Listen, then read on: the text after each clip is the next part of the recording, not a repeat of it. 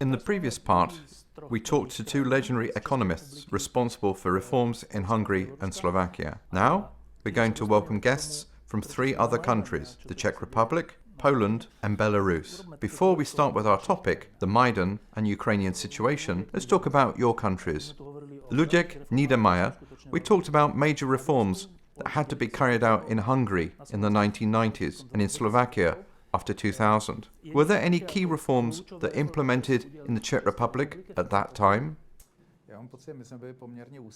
I think we were quite successful with the reforms after 1989. At that time, the economic team around Václav Havel prepared very comprehensive reforms, and in the atmosphere of that era, they managed to push them through. This really helped to kickstart the economy and guide it in the right direction. Afterwards, he had to deal with some mistakes and deficiencies connected with those reforms. But I guess that generally, the Czech Republic has never been in a situation when some dramatic reforms were required. There were times when the right-wing government got inspired by the Slovak tax reform and implemented it in a very unfavorable way. Some economic mistakes were made, and it became a prototype of a scenario that can discourage people from reforms.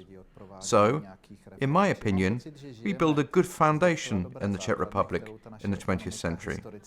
The conditions were good. In the 1990s, most of our reforms were carried out in the right way. There were mistakes that cost us a lot of capital, both economic and social. And perhaps we are now waiting for another restart in our country. The economic situation is very good, while the social one is not that great, in fact. So there is not such a high demand for big reforms. Since the global economic crisis of 2008, reforms have been seen as austerity measures, which does not make their reputation good.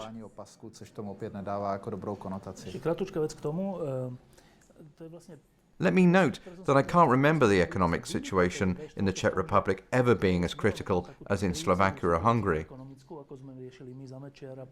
On the other hand, especially in Slovakia, it is always a question of prestige. We are now actually catching up with the Czech Republic.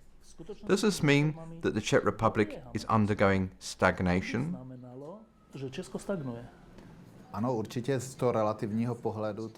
Relatively speaking, what has been achieved since the beginning of reforms in Slovakia required a lot of courage. For example, the changeover to the euro currency, and you were praised for these steps. You coped well. I think the Slovak economy was reinforced by reforms while we, in the Czech Republic, did not really fight so much with corruption and that kind of mess. And Slovakia is doing really well these days, and it managed to deal with many of these issues. If you look at statistics and figures, for instance, those provided by Eurostat, Slovakia ranks better on some indicators than the Czech Republic. So the development of Slovakia following the reforms is impressive. The problem was not that corruption appeared in Slovakia much earlier. At that time, it was ruining the economy. Naturally, you can't really build anything having a government that is heavily corrupted. So it is really interesting to see that the economy got recovered and there was something for everyone. Economic reforms in Poland are associated with Leszek Balcerowicz. Sure, Leszek Balcerowicz is a father of Poland's economic transformation. He has held the position of Deputy Prime Minister twice, of Minister of Finance and President of the National Bank of Poland. It was a turning point when he was in office. Most of the economic changes that we can feel today happened in result of implementation of his concept and work of his team. The next governments did not significantly obstruct these activities. The work of the next governments, which included such prominent ministers of finance like Marek Belka, Grzegorz Kolodka, Jaroslav Balc, led to a larger deficit and increase of the debt of Poland. And it was continuing. No doubt the experience Poland had, the fact that it joined the European Union, favourable conditions for reporters could become a basis for rapid growth.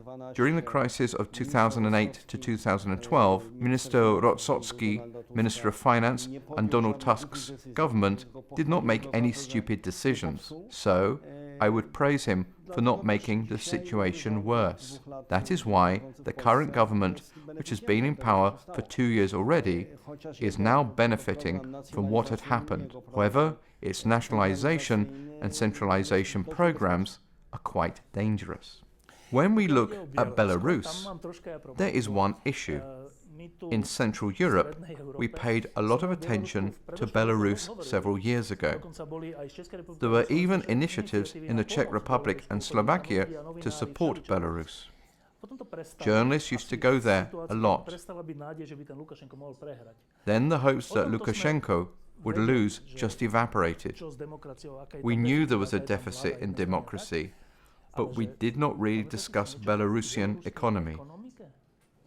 We discussed it a lot at the IMF, because for a while our countries even were in the same group. However, it did not really become a big topic. What can you say about Belarus and its economy?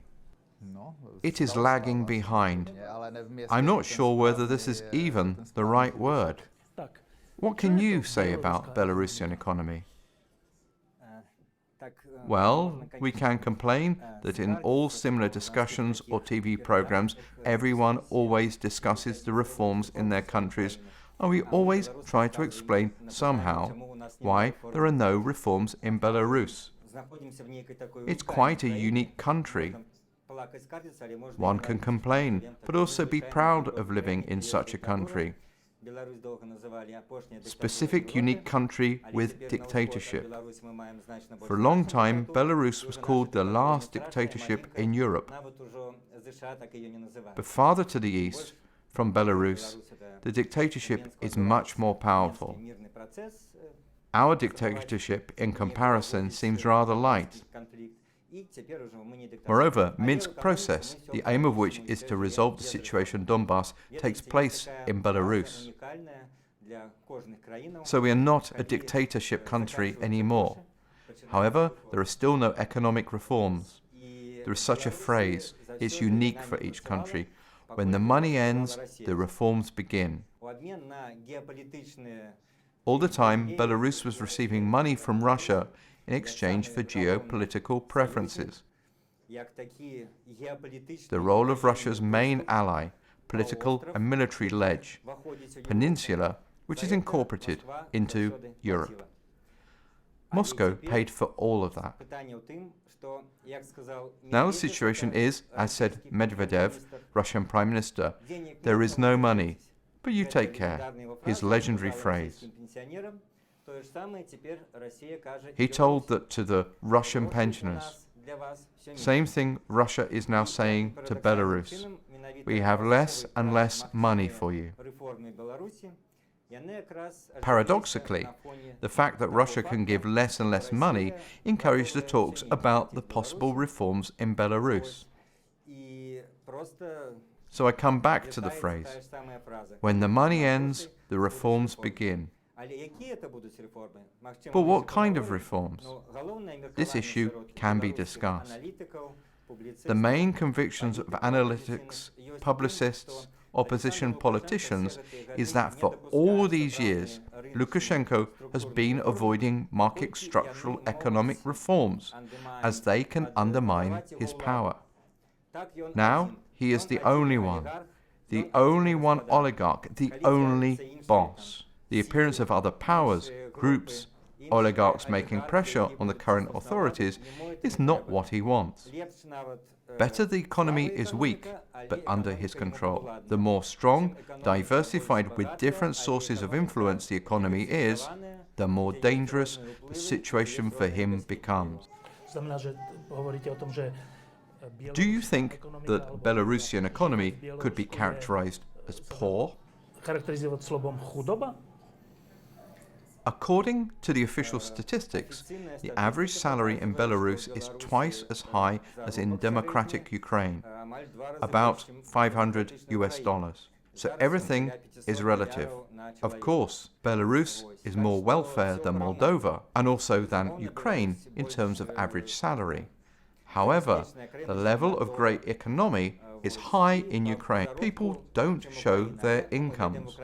But returning back to Belarus, of course, in comparison with the neighboring countries, with Poland, first of all, Belarus is not a rich country, but there are no significant discrepancies in the level of income. No billionaires, no oligarchs. The state propaganda makes Belarusian society live in the illusion that there is social justice. It's the main thing Lukashenko wants to prove to the Belarusians by saying that maybe we are not rich, but everything is fair. 75% of the Belarusian economy is still under state control. I'm preparing to the discussion, and such topics as free market, free trade will also be raised. I've found an article titled "Belarus is ready to become a member of WTO." That was the article of the year 2003. Many years have passed, and Belarus is still ready to become a WTO member. Belarus applied for membership in WTO 25 years ago, and it's the only country which hasn't received confirmation. Why? Because this organization stands for free trade. It means no opportunity to provide funding from the budget to state enterprises, to appoint CEOs of these enterprises by the president. That's why Belarus is still not a WTO member. Previous speakers mentioned an interesting thing, that without freedom, in the long run, there can be no prosperity. Freedom is always a precondition for prosperity. We have some examples like China, making efforts to prove this is possible. Could we say that in Belarus it is the other way round?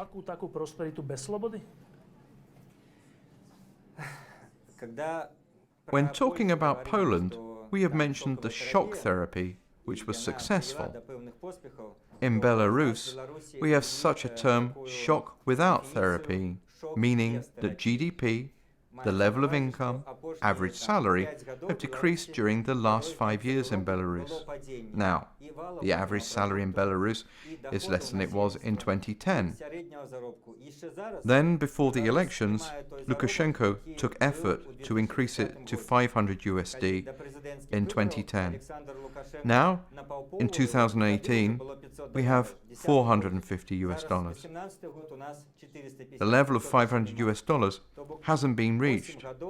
8 years in waste for the economy, for the prosperity. Belarusians see how their neighbors live. They visit different countries, read a lot, and get more disappointed. There are more and more immigrants. The majority of migrants were going to Russia. Now, because of some economic difficulties, people prefer Poland, Lithuania. Now, nobody says that everything goes okay in Belarus. They have a critical attitude towards the Belarusian economy. I have 3 guests who specialize in economics.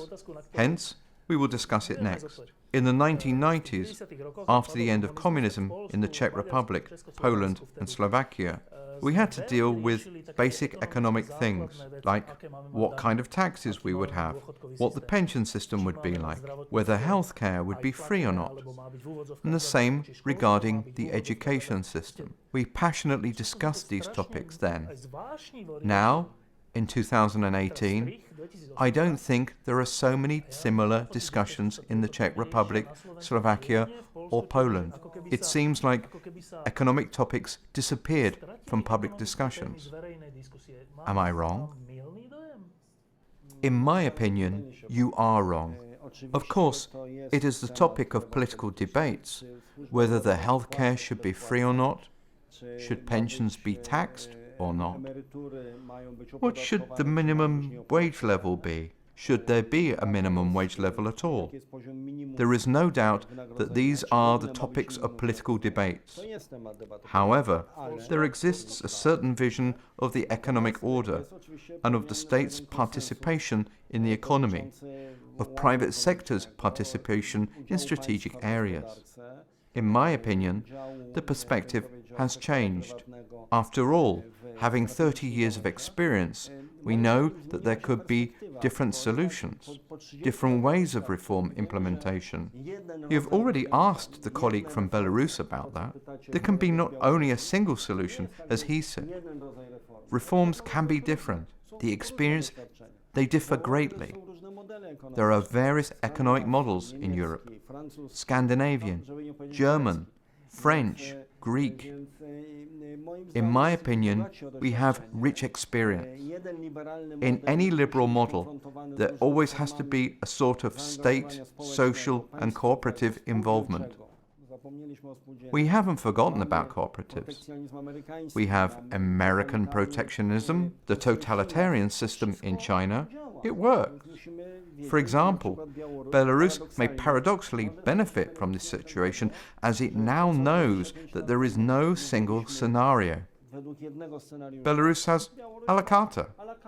You can choose different solutions, which experiences to learn from. It depends on the preferences of the society. Sure, if the reforms begin in Belarus, American libertarian model will not be applicable. It should be socialism, as in Scandinavia, Germany, probably. Belarusians, like Germans, like order. Your Polish colleague says that in Poland, in general, the public finds political debates on economy important. How about the Czech Republic?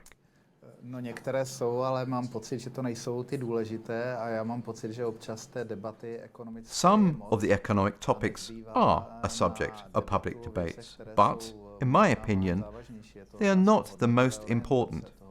Sometimes there are too many discussions on economy, but then there is not enough space for topics that are really serious. For instance, our values or where we are going, or how wealth is distributed within society. But let me return to your question. I feel there is a lack of courage to raise certain important topics, such as taxation. There was a Czech government that proposed a very moderate reform of the pension system, and the opposition was completely against it. But then we had an absurd situation. Our Prime Minister was claiming it was necessary to decrease VAT on beer in pubs. And these are the topics that get discussed. But I think we should discuss more serious topics. For example, values, as I mentioned, the direction in which our country is headed, or what our place in today's world is. What I have missed is the question of national interest. We don't know what our interests are, and instead, we find ourselves discussing VAT on beer. In the 1990s, economic topics were something that could help win the election. In Slovakia, it was slightly different because we had to deal with identity issues and nationalism. What wins the elections in the Czech Republic these days? Just like in most countries around the world, it's populism and promises of things that cannot even be fulfilled. I mean the approach of that the world is complex, but don't worry, we will take care of everything for you. This is a general trend, I would say. I think that the realistic and correct description of the world is shadowed by populism. In Slovakia, we were sort of jealous in the 1990s. We were jealous because you had Václav Havel as a president and Václav Klaus as a prime minister. We were thinking, all right, you have the dilemma between the two. It was much more civilized than in Slovakia, which was dealing with stories of a kidnapped president and so on. But now we seem to be even. Po 20 rokoch sme sa vyrovnali. No ne, já vám vašeho prezidenta hrozně závidím I admit, I was quite jealous of the Slovak president. I mentioned the good things about reforms. But on the other hand, the imprint of Václav Klaus's policy on the current situation is really serious. The people are still the same in the Czech Republic, but personalities like Václav Havel were able to set a certain agenda and bring some enthusiasm. But nowadays, some things seem unbelievable. We have these topics like human rights and justice, which were perfectly normal and common in that era.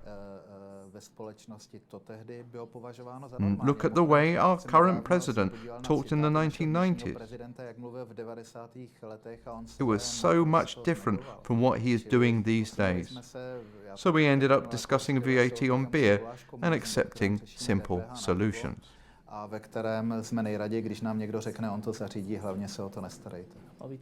Do you think the elites are responsible for this? The elites have played their role, of course. It is also a matter of communication and how the standard political system is perceived. People don't trust it anymore. Then there are some global phenomena that nobody had been ready for, like social networks and marginalization of traditional mass media. These mechanisms are actively used by those who are allegedly in opposition to the government. But they never say what their actual goal is. What wins the election in Poland? You know, I will disagree with some statements made by my colleague, because the rhetoric about values debate won't help to win the elections. People vote based on their interests, social interests, work conditions, and the safety of their lives. The parties which promised strengthening of the role of state won in the recent elections. They promised to act in the national interests. It's a very dangerous prospect. And suddenly, it turns out that not everything which is global, international, European, is good. Despite the fact that Poland is a great beneficiary of European Union funds, of the open borders and global market, it turned out that having too much of German, American or European is not good. However, the economic agenda matters. It has to do with jobs, work conditions, with activities of the state. For example, should there be public transport? Should there be a bus or train connection between cities and towns? This is also a precondition for opening the Polish market. We have over 1 million employees from Ukraine in Poland. This is good. We benefit from that. From Belarus? Yes, we are waiting for 1 million. I do not know if it is good for Belarus. Polish card? Yes, but this is not a good idea. Therefore, it creates a national tension. So the economic agenda, economic problems, the issue of work conditions, capital, the banking sector in which I work. These are the issues which matter when it comes to the elections. I observe it from the outside, and it seems that in Poland, the strategy is that the election can be won by dividing the society. You know, there is a very popular phrase, divide et impera. It was invented 100 years ago. It means that you facilitate conflicts between social groups, clashes between people. I understand. But how come that a proud and experienced country such as Poland allows one Kaczynski divide it so much. You know, you are exaggerating with Kaczynski. That's because of the conjuncture. The right-wing Liberal Party has been in power for the last 8 years. It has become less effective. Excuse me, the voters were bored. Therefore, someone had to come and start this division of the society. Who suffers from that? The youth and the elderly people, these cosmopolitan Europeans. The Polish nation is very homogeneous. This is our misfortune. We have almost 100% of Poles. That's why, for us, diversity, which the European Union is full of, is something not clear. That's why it happened so that the party with the most simple program received a lot of support. If I am not mistaken, at the times of global crisis in 2008, all the European countries from France to Germany had a decrease in GDP. Only Poland demonstrated positive dynamics. Yes, it was a result of joining the European Union in 2004. The previous government left a few billion euros of reserves. They often forgot about that. The government of Kaczynski in 2005 to 2007 and the government of Donald Tusk at the beginning of the crisis managed to keep this dynamics. Let me repeat, Poland was fortunate that it joined the Union in the right time and under the best conditions. And the government of Donald Tusk at the beginning of the crisis managed to keep this dynamics. Let me repeat, Poland was fortunate that it joined the Union in the right time and under the best conditions. This question might sound strange if I ask what decides the election in Belarus. It may sound ridiculous taking into account that Lukashenko always wins with about 80% or something like that. So the question of what wins the election in Belarus is not appropriate. So why does Lukashenko win all the time? First of all, there are no elections in Belarus. It's not a kind of a myth made up by the opposition. It is a fact. The elections are not transparent, not democratical.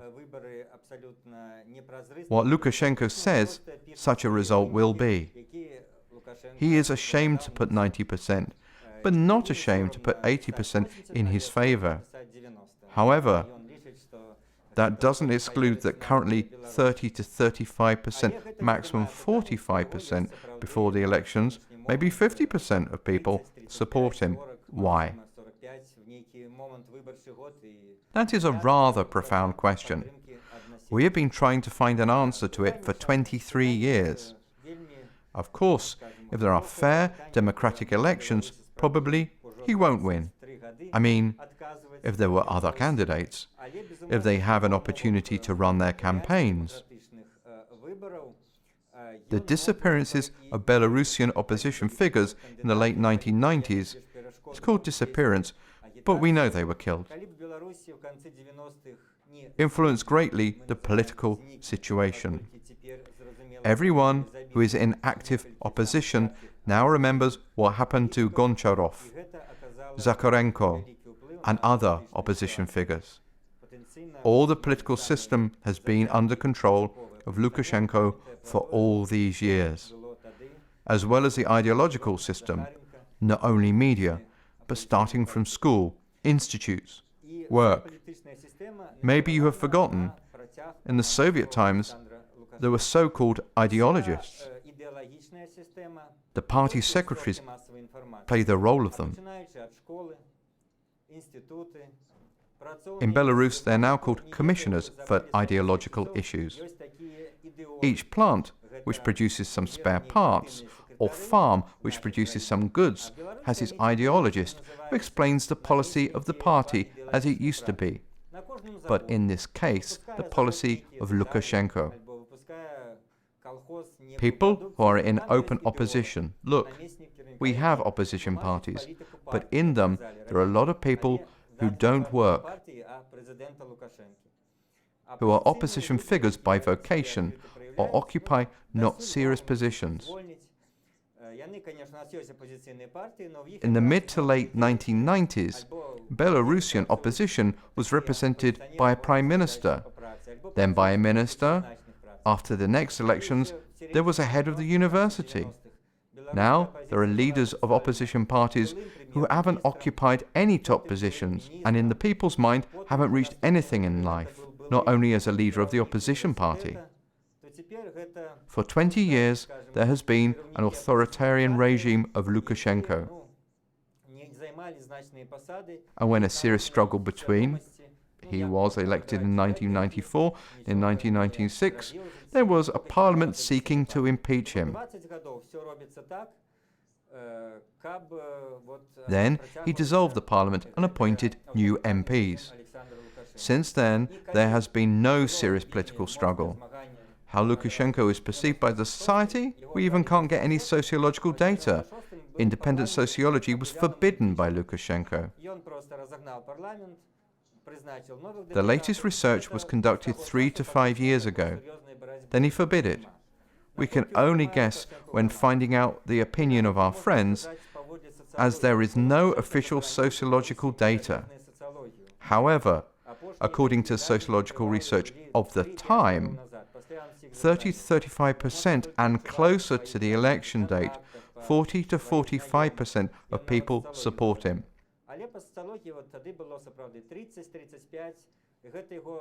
There is no talk about 90%. But for security services, OMON, special police, electoral commissions, that's enough. Of course, if all people who are against him go out to the streets, maybe even the police will run away. Probably Belarusians have a different temper. Maybe they got used to living under Lukashenko. The youth perceive him. They are 20 years old, and Lukashenko has been in office for 24. They haven't seen anyone else. They can only see on TV that a president somewhere is being elected.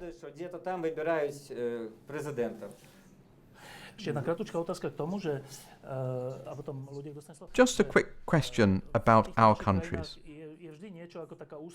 There always seems to be a key topic. In the Czech Republic, it may be leaning towards Russia because of their president. Poland, division of the society. In Slovakia, the murder of a Slovak journalist and corrupted government are the key topics. There may be several topics in Belarus. There were several of them. When Lukashenko came to power, the main topic was integration with Russia. A lot of supporters of Belarusian independence were afraid that he wants to unite with Russia. People from his circle mentioned such his phrase, "I grew out of Belarus." In the late 1990s, when Yeltsin was weak, probably he wanted to get the cap of the monarch. In the late 1990s, when Yeltsin was weak, probably he wanted to get the cap of the monarch in Kremlin. That's why the integration processes and the intention to unite two countries arose. After that, he would be the same Russian citizen as the rest and get the opportunity to become the president. He was sure that was possible. He was waiting for Yeltsin to get weaker appropriate conditions for that to happen. However, it happened that Putin came to office instead of the weak old Primakov. The young KGB agent Putin came to power. Everything finished in a few years. Lukashenko understood that and started to build an independent Belarusian state. Of course, he has a specific approach. You live in the countries where there are no problems with national identity. People speak their native language. In our country, the majority of people speak Russian. However, according to the census, 40% of the population say they speak Belarusian, and 70% say that Belarusian is their native language. However, in the cities, the majority of people speak Russian. It's difficult to develop national identity when some people consider themselves Soviet people. Others stand for integration with Russia, others for integration with Europe. Your societies aren't so divided. Your societies have consensus on many issues. In our country, for a long time, it was 50-50. 50% for integration with Russia, 50% for the EU. After the situation in Crimea, the number of people who support Russia increased. It showed the power, strength, that Putin is cool. The image of Russia improved in Belarus. Currently, for us, it is one of the main threats. After 25 years of independence, Belarus starts considering that its independence is under threat. That's the main thing. Ludek, you wanted to add something. I just wanted to say that at the beginning, it looked like there were two competing economic models, one based on dictatorship and the other one based on freedom. But I think it's wrong. We should understand correctly what happened in China.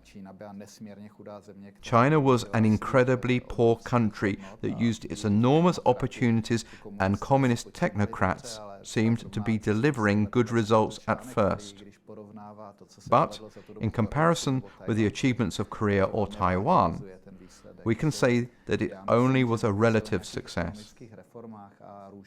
So, economic reforms and the level of prosperity in a country which has a dictatorship with no freedoms, no free media, no analysts who can critically assess the country is not something really worth to be discussed. We can't really talk of a prosperous future of a country like that, perhaps unless they miraculously find gold deposits. In conclusion, one brief question about Ukraine. Being here at Maidan Square, when I say today's Ukraine, what comes to your mind? It's an opportunity which can be used in the right way, because there is a lot of energy. I mean, energy of people and the great potential of this country. And I think Ukraine has found the right partners, the European Union. At the same time, it is very difficult because there is this ongoing war sponsored by Russia, which is making the country weaker, and we can't even imagine the extent of this weakening. Then, there are some problems with the government, of course. One needs to be an insider, an expert, to assess this correctly. But there are some limitations for the country. If we look at economic figures, Ukraine has improved a lot, but it needs to grow more than it currently does. And there's a bigger risk. We should not only look at figures and economy. We need to make sure that people feel they are doing something for this country. They need to do something for the country and feel the country is doing something for them. I believe there will be this enthusiasm that people have now, and that it will not disappear. Hopefully, it will help to make changes for the better. So, you say it is an opportunity. I mean, an opportunity for improvement, for progress that Ukraine can have. And this is connected with a direction towards European democracies. Of course, this development is slow. I guess the Ukrainians dreamt of a better access to free market, and there are some obstacles now. But I do believe there is a huge potential. And you, as a Pole, what do you think of today's Ukraine? I will say it is a large country, both in terms of population and in terms of territory. It has strong civil society that after 30 years is aware of everything that could happen and that couldn't.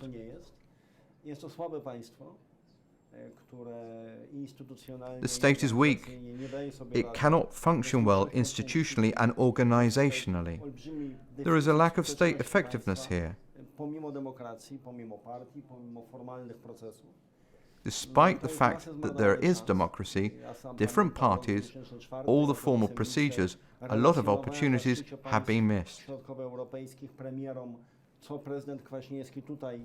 I remember back in 2004, I was the Vice Minister at the meeting of Central European countries.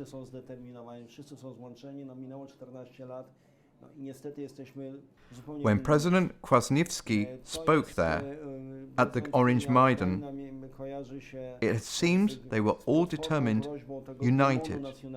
14 years have passed, and we are all in a completely different place. Ukraine is associated with the demon of nationalism. Polish, Ukrainian, Hungarian, Russian. These nationalisms are destructive and lead to nothing good. There is also responsibility of the EU countries, NATO, which promised too much.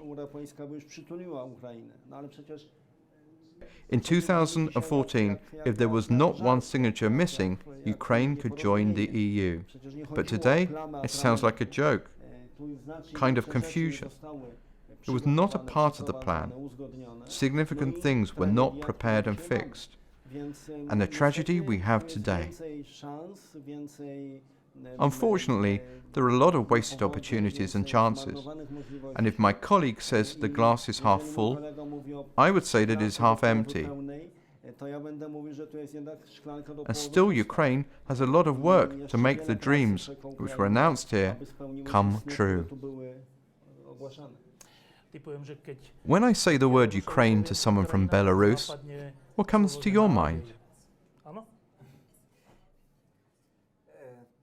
Maybe yes. But for all Belarusians, I think a lot of Belarusians see Ukraine through the prism of Russian TV channels, which dominate in Belarus. About 90% of TV channels are Russian. This negative attitude broadcasted every day, even not negative but total propaganda spread by Russian TV, is taken seriously by 50 to 60% of Belarusians. I would say, democratic Belarusians who support Europe look at Ukraine with hope, perceive it as a neighboring country which managed to overthrow its authoritarian leader in result of Maidan, to go out to the streets, and now, of course, not without difficulties, but is building a new country, took a pro-European course. But even among democratic Belarusians, there is no unanimous excitement by Ukraine and Ukraine's experience. There are several reasons. Firstly, Ukraine is the only neighbor of Belarus which, according to the official statistics, and just by feeling lives worse than Belarus. It's difficult when you are surrounded by someone better, wealthier. And here is such a pleasure. Someone poorer appeared, Ukrainians. They see that. They went to Lviv, Crimea. They see what the situation is like, not in Kiev, where it is different.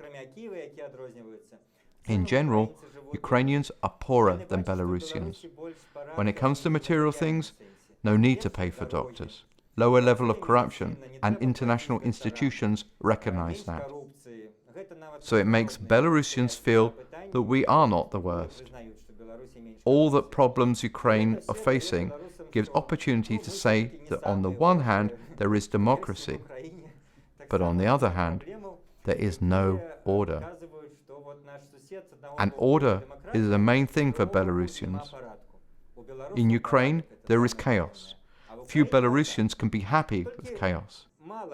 If you don't take into account democracy, political system, but only national temper, we are like Germans and Italians. Ukrainians, Italians and Belarusians, Germans.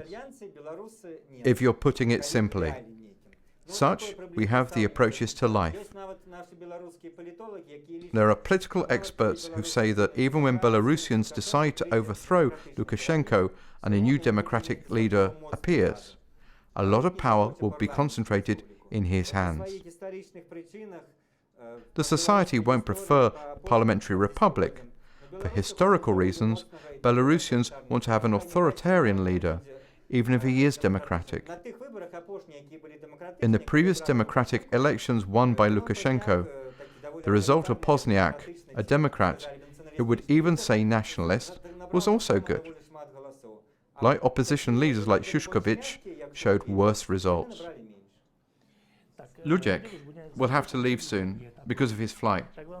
So this is our last question, and I will ask for a brief answer. This will be about your countries, and let's start with Belarus. When I say Belarus, what is your first association?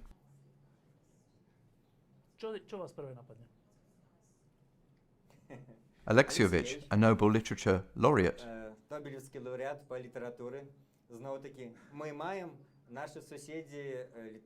We have such a person, while our neighbours, Lithuanians, Ukrainians, do not have. It's a person Belarusians are proud of. There is no doubt that Nobel Prize in Literature. Do you mean modern Belarus or in general? If we take something that has to do with everyday life, then it will be draniki, bramboraki, our national cuisine. Also Belarusian nature, forests. By the way, Belarus is in the Guinness Book of World Records for the biggest wetlands area. It may sound even funny, because Belarusians by their nature are not active, not ardent, and at the same time, they are the biggest swamps in the world. When it comes to national identity, everyone in Belarus has a different opinion. There is no consensus, as in the majority of countries, in terms of national leaders. One will say that Skarina, Belarusian first book printer, the first man who published the Bible in Eastern Europe before Ukrainians and others. Others will say Mashurov, the leader of Belarus in Soviet times.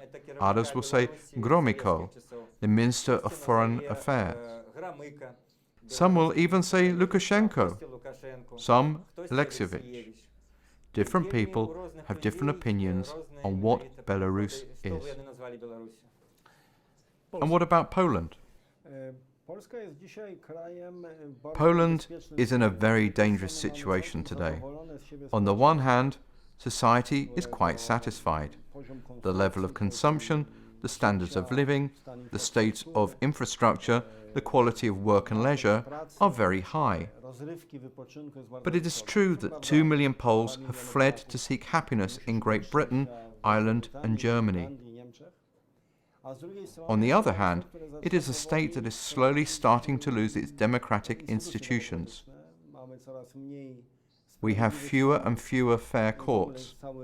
The justice system is now under the control of the government.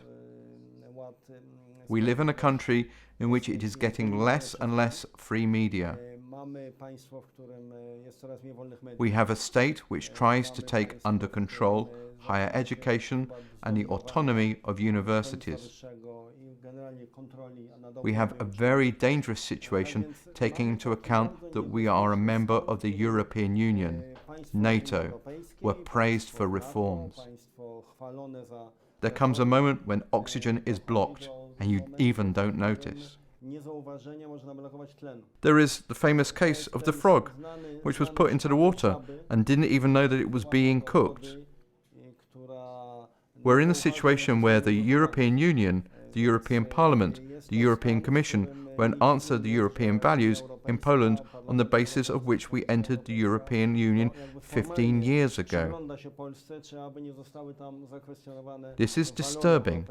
Nevertheless, as a person working in a banking sector, I would like to repeat that the economy is in a great condition.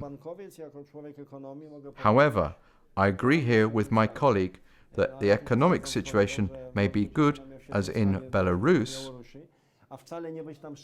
but it doesn't automatically mean that society is also happy. You have to be very careful and keep this economic, social and democratic balance. And finally, let me ask as a Slovak about the Czech Republic. When you say the Czech Republic, I think most people will first think of Prague, the amazing city of Václav Havel, one of the best politicians at the turning point of the century's history. Some people would think of Jaromír Jágr, an ice hockey player. Some think of Škoda cars, and some think of beer. So there can be various ideas, and mostly the connotations are positive. But I would be happy if we also came up with connotations of Europe, understanding what it means to be European and to contribute to European values. I don't think we are really fulfilling this, but, on the other hand, the situation is not as bad as we sometimes tend to think. And another important thing from my point of view is that the Czech Republic was really lucky. We were lucky to overcome the negative legacy of the communist regime and to build the democratic society, similarly to what you did.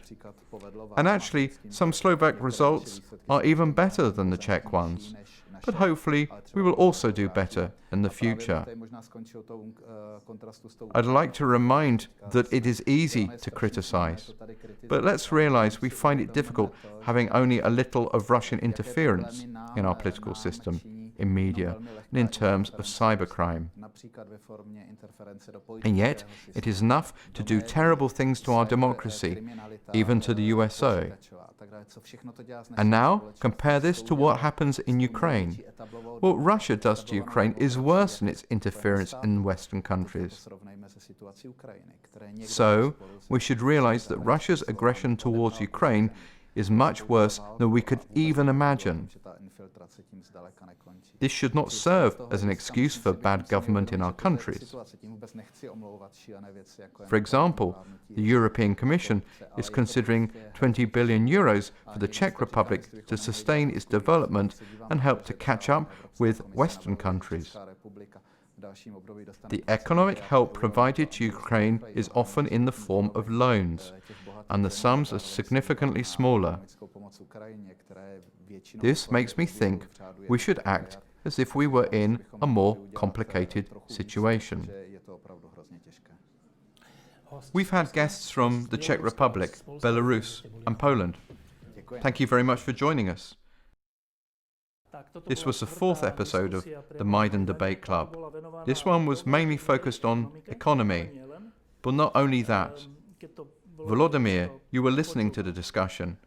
What impressed you most? For me, it was interesting to listen about the comparison of the countries of Central Europe with Ukraine. For example, the process of reforms. And for me, it's very important to see the differences, because in fact, like my colleague said, in Slovakia, in Hungary, in the Czech Republic, it was easier to conduct reforms because the system, the socialist system, collapsed and reforms were implemented from scratch. In Ukraine, we see that the new oligarchic capitalistic system appeared and has replaced the socialist system.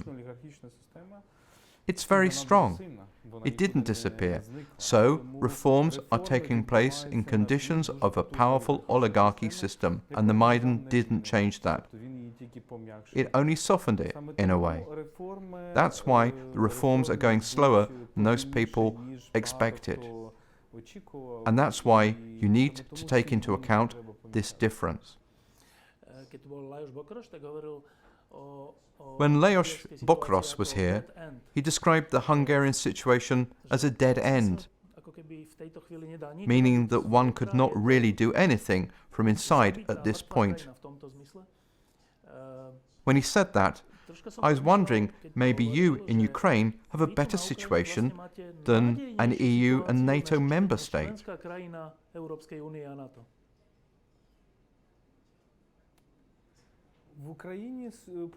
In Ukraine, it's much more dynamic, because in Hungary, there is one force that controls everything.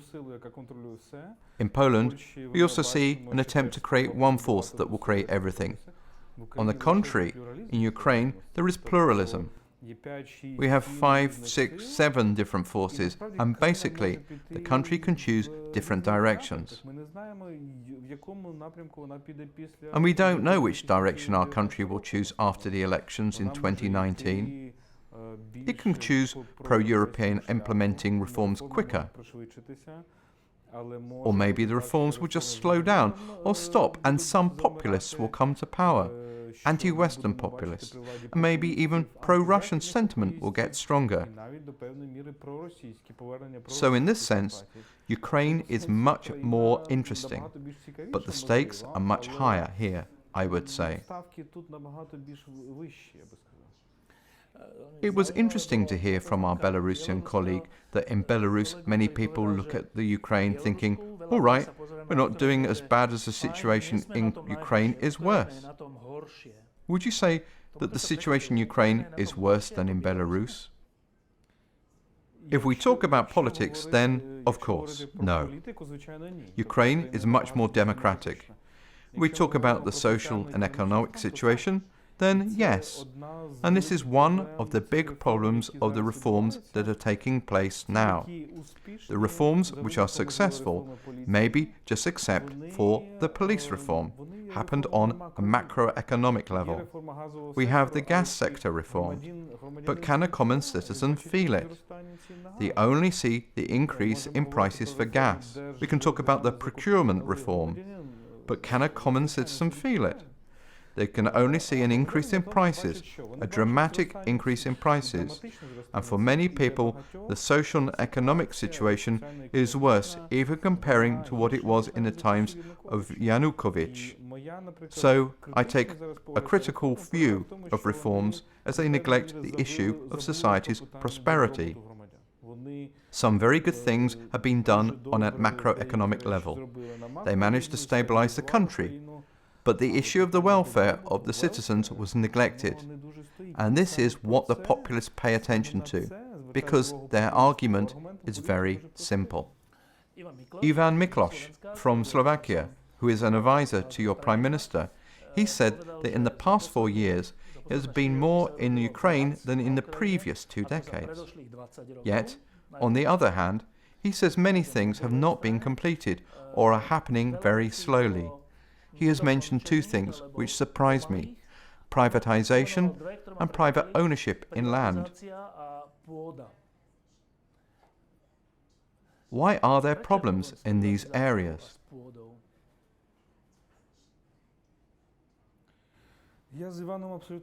I agree with Ivan completely. On the one hand, in the last 4 years, we have seen more reforms than in the previous 25. On the other hand, many reforms haven't been completed. The problem with private ownership in land is quite serious, because on the one hand, we say that farmers will have more resources if this land belongs to them, when they can sell it or take a loan against it. Currently, huge agricultural holdings which simply rent land dominate in the agricultural sector.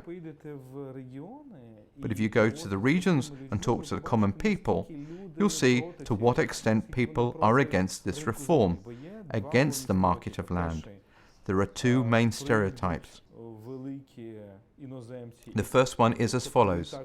Big foreign investors will come and buy all the land, so we are kind of selling our own land. And the mythology of land is very important for Ukrainians because it is our main resource. And the second one is that local landlords will come who are very powerful now, among them some local businessmen, and they will force farmers to sell their land and they will use violence against them. And that's why they are afraid of that.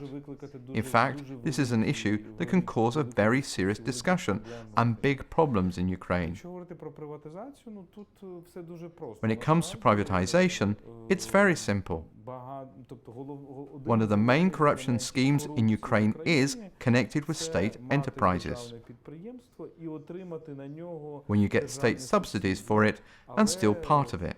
So, these oligarchs, many of which are simply the parasites, suffer from privatization and things getting more transparent. And finally, Ludek Niedermayer from the Czech Republic said that the idea that occurred to him when I said Ukraine was an opportunity. And that's full of hope. Volodymyr, what do you think of when I say Ukraine?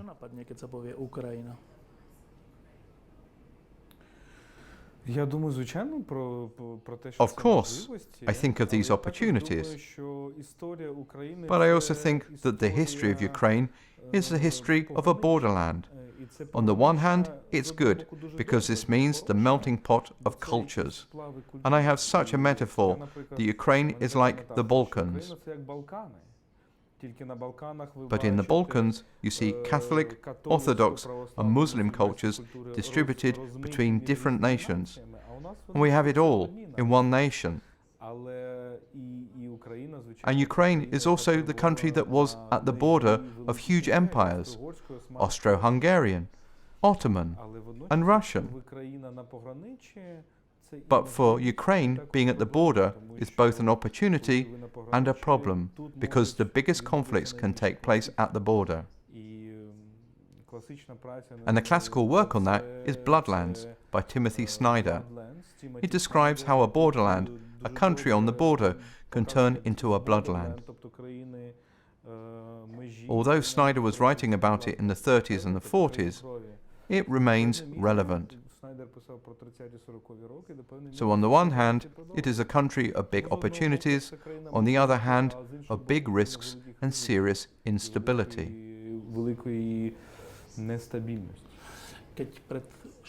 4 years ago, the Maidan events were taking place right at the place behind us. There were fights and people were dying. And after the fights were over, there was hope. Is this hope still here after 4 years? Has it gotten stronger or decreased?